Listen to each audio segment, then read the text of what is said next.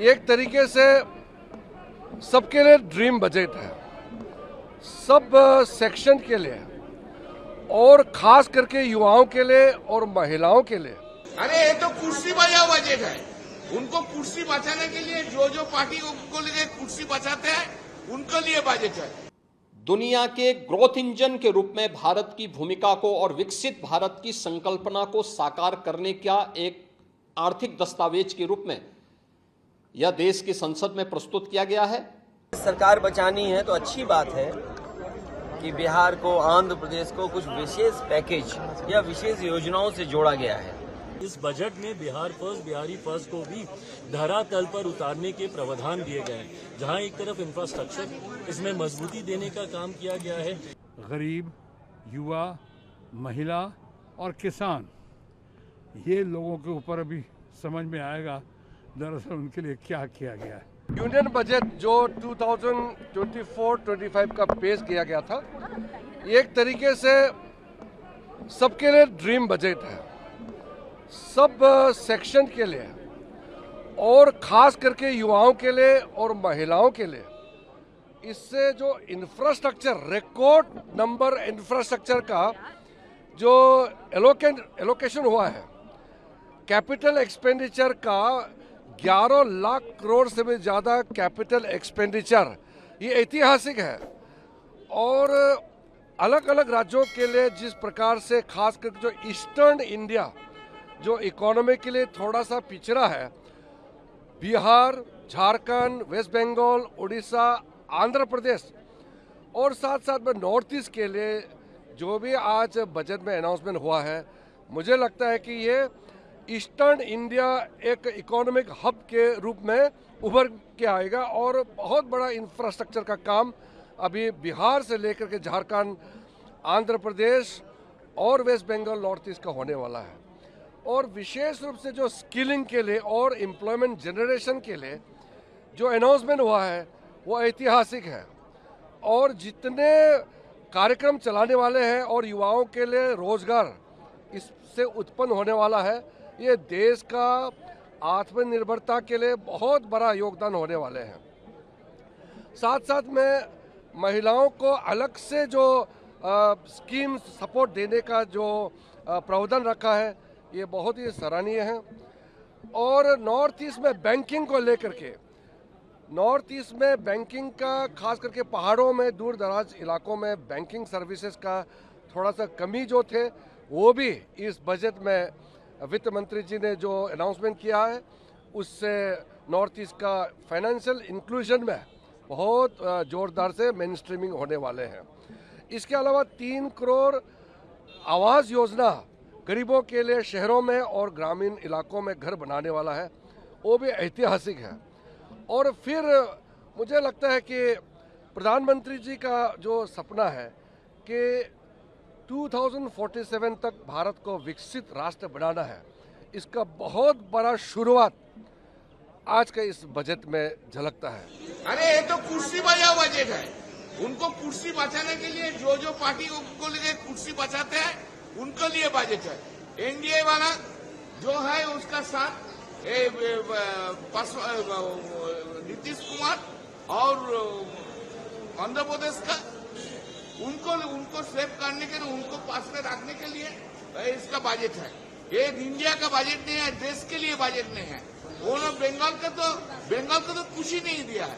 बंगाली को वो लोग देखने नहीं सकता है, बंगाल को वो लोग देखने नहीं सकता है। They can't tolerate Bengalis, they can't tolerate Bengal people. वो साफ हो जाएगा बीजेपी। इस पूरे बजट को अगर मैं कह सकता हूं कि यह बजट भारत को $5 ट्रिलियन की इकोनॉमी में बदलने के संकल्प के साथ ही दुनिया के ग्रोथ इंजन के रूप में भारत की भूमिका को और विकसित भारत की संकल्पना को साकार करने का एक आर्थिक दस्तावेज के रूप में यह देश की संसद में प्रस्तुत किया गया है। इस 140 करोड़ जनता जनार्दन के लिए समर्पित उनकी आशा, उनकी आकांक्षा और अमृत काल के संकल्पों को पूरा करने वाले इस बजट के लिए मैं आदरणीय प्रधानमंत्री जी के प्रति आभार व्यक्त करता हूं। माननीय केंद्रीय वित्त मंत्री माननीय श्रीमती निर्मला सीतारमण जी को और उनकी पूरी टीम का मैं अभिनंदन करता हूं। मध्यम वर्ग को राहत देने के लिए इस आम बजट में जो उपाय किए गए उसको लेकर क्या कहना है? देखिए, मध्यम वर्गीय परिवार में टैक्स के बारे में सबसे बड़ी छूट आज उपलब्ध हुई है और ये लंबे वर्ष समय से ये मांग चली आ रही थी। 3 लाख तक के प्रत्यक्ष कर यानी इनकम टैक्स में कोई भी टैक्स नहीं लगेगा। इसके साथ साथ अन्य जो स्लैब भी दिए गए हैं वे काफी राहत भरे हैं। अलग अलग सेक्टर के लिए जो प्रावधान किए गए हैं, गांव के लिए, गरीब के लिए, किसान के लिए, नौजवान के लिए, एमएसएमई सेक्टर के लिए, ये लाखों नौकरियों को क्रिएट इससे होगा। इंडस्ट्री के लिए जो प्रावधान किए गए हैं मुझे लगता है ये सभी स्वागत योग्य हैं और नौजवानों के लिए, समाज के हर तबके के लिए, महिला सशक्तिकरण के लिए, अन्नदाता किसानों के लिए, सभी तबके के लिए जो कुछ भी प्रावधान इसमें किया गया है, मैं कह सकता हूं कि यह राम राज्य की अवधारणा को साकार करने वाला एक सर्वस्पर्शी, सर्वसमावेशी और विकासोन्मुख बजट के रूप में यह मोदी 3 का यह पहला बजट जाना जाएगा। अगर हम यूपी का ही देख लें तो निवेश की हालत क्या रही होगी और जो बातें आंकड़ों के हिसाब से बड़ी बड़ी कही जाती हैं, जो इनके प्रोजेक्ट चल रहे होंगे वो प्रोजेक्ट कोई समय पर पूरा नहीं हुआ है इनका। अब मान लीजिए सरकार बचानी है तो अच्छी बात है कि बिहार को, आंध्र प्रदेश को कुछ विशेष पैकेज या विशेष योजनाओं से जोड़ा गया है, लेकिन उत्तर प्रदेश जैसा प्रदेश जो प्रधानमंत्री देता है, क्या वहाँ के किसान के लिए कुछ बड़े फैसले हैं? किसान की फसल की पैदावार, उसकी कीमत के लिए क्या कोई इंतजाम है? कहने को तो याद होगा आप सबको कि पिछली बार कहा था कि मंडी और एग्रीकल्चर इंफ्रास्ट्रक्चर के लिए स्ट्रेंथन करने के लिए लाखों करोड़ रुपए हैं। अगर वो इंफ्रास्ट्रक्चर स्ट्रेंथन हुआ था तो इसका मतलब किसान की आय दोगुनी होनी चाहिए या किसान की आय बढ़नी चाहिए थी, वो तो नहीं बढ़ी। तो किसान के साथ संकट पैदा किया इन्होंने, बेरोजगारी इन्होंने बढ़ाई है। 10 साल में जो इतनी बेरोजगारी बढ़ गई उसको कैसे कम करें, और वो भी आधी अधूरी नौकरी से। आप 2 साल की, 1 साल की या कुछ ट्रेनिंग करा करके नौकरी या रोजगार का सपना दिखा रहे हैं।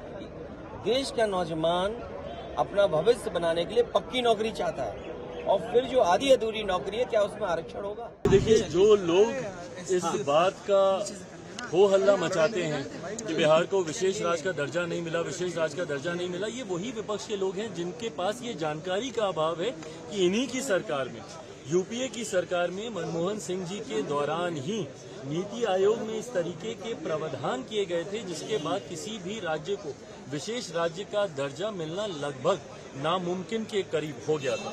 बहरहाल हम लोग की मांग रही थी कि जब तक विशेष राज्य के दर्जे का दर्जा हम लोग को नहीं मिलता, स्पेशल पैकेजेस हम लोग को दिए जाए। मैं धन्यवाद करूंगा मेरे प्रधानमंत्री आदरणीय नरेंद्र मोदी जी का, मैं धन्यवाद करूंगा हमारी वित्त मंत्री आदरणीय निर्मला सीतारमण जी का कि उन्होंने बिहार को जिस तरीके से स्पेशल पैकेजेस देकर, और मेरे लिए बिहारी होने के नाते खुशी की बात है, और मेरी पार्टी लोक जनशक्ति पार्टी रामविलास ने हमेशा बिहार फर्स्ट, बिहारी फर्स्ट के विजन के साथ आगे बढ़ने का काम किया है। इस बजट में बिहार फर्स्ट, बिहारी फर्स्ट को भी धरातल पर उतारने के प्रावधान दिए गए हैं। जहां एक तरफ इंफ्रास्ट्रक्चर, इसमें मजबूती देने का काम किया गया है, वहां पे ब्रिजेस बना के, वहां पे क्या कहते हैं मेडिकल कॉलेजेस की बात हो, वहाँ पे एयरपोर्ट्स की बात हो, तो जहाँ एक तरफ बिहार की इंफ्रास्ट्रक्चर को मजबूत किया गया है, वहीं वहाँ की अर्थव्यवस्था को मजबूत देने के लिए वहाँ पे अलग अलग राज्यों में गया हो, राजगीर हो, अलग अलग राज्यों में जिस तरीके से टूरिज्म को भी वहाँ पे बढ़ावा देने के लिए प्रावधान किए गए हैं, जिस तरीके से बाढ़ की एक बहुत बड़ी समस्या जिससे हम लोग हमेशा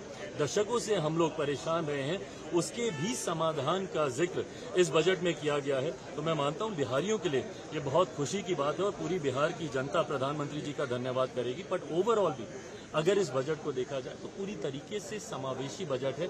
पिछले 10 सालों में भारत की अर्थव्यवस्था, एक मजबूत अर्थव्यवस्था का लाभ हमारे समाज के हर वर्ग को मिले, युवाओं को मिले, महिलाओं को मिले, किसानों को मिले, मध्य वर्ग के लोगों को मिले, इस बात का ध्यान भी इस बजट में रखा गया है। मैं मानता हूं कि एक बजट, ऐसा बजट जो युवाओं से जुड़ी सबसे बड़ी समस्या बेरोजगारी का भी जिक्र करता है। एमएसएमई सेक्टर को जिस तरीके से मजबूती देने की बात की गई है, इसमें एमएसएमई सेक्टर एक रीढ़ की हड्डी है हमारे देश की अर्थव्यवस्था को लेकर। तो मैं मानता हूं कि विकसित भारत के निर्माण में ये एक मजबूत नींव की तरह इस बजट को देखा लेकिन जा आखिरी सकता सवाल कि आप कह रहे हैं समावेशी बजट है, सारे सांसद जो निकले विपक्ष के वो तो कह रहे हैं आंध्रा बिहार का बजट है, ये सरकार बचाने वाला बजट है। इन लोगों को अगर अपने राज्य में अगर गरीब नहीं दिखते, अपने राज्य में अगर इनको किसान नहीं दिखते, अपने राज्य में इनको मध्य वर्ग के लोग नहीं दिखते, अपने राज्य में इनको महिलाएं नहीं दिखती या युवा नहीं दिखते, तो मैं इनकी सोच के ऊपर कोई टिप्पणी नहीं करूंगा। जब इस वर्ग का जिक्र किया गया तो इस वर्ग से आने वाले हर व्यक्ति, भले वो किसी भी राज्य में रहता हो, उसकी सुविधा का जिक्र किया गया। जब आम आदमी की आमदनी को बढ़ाने का बचाव को, जो वो बचत करता है, उसको बढ़ाने का जिक्र किया, तो ये हर राज्य के व्यक्ति का जिक्र किया गया। पर अगर इसमें उनको उनके राज्य का जिक्र नहीं दिखता तो ये उनकी सोच है। शुरू में कहा गया कि 4 जाति हैं, गरीब, युवा, महिला और किसान। ये लोगों के ऊपर अभी समझ में आएगा दरअसल उनके लिए क्या किया गया है। आपने दवाई के बारे में क्या बोला सर? कैंसर की और कुछ दवाइयाँ जो हैं, जो लाइफ सेविंग ड्रग्स हैं, उनके ऊपर जो रिलीफ दिया गया है वो सराहनीय है, फैक्ट है, अच्छा है, उसकी हम सबों की मांग थी। बिहार के लिए जो हुआ है, बिहार का होने के नाते बहुत अच्छा लगा, लेकिन उसकी कीमत तो आपको चुकानी ही थी। यानी बिहार को ऐसे नाक नहीं पकड़ के वैसे नाक पकड़ा, लोग एक्सपेक्ट भी कर रहे थे, अच्छा किया। बिहार को ज़रूरत भी थी, बिहार की मांग भी थी, आपने किया। लेकिन साथ साथ आपने आंध्रा के लिए भी किया, एक्सपेक्टेड था। लेकिन बाकी आपने तेलंगाना के लिए क्या किया, पंजाब के लिए क्या किया, और जैसा आपने कहा बंगाल के लिए क्या किया। बहुत सारी बातें हैं जिस पे अब कल से उछल उछल के बातें।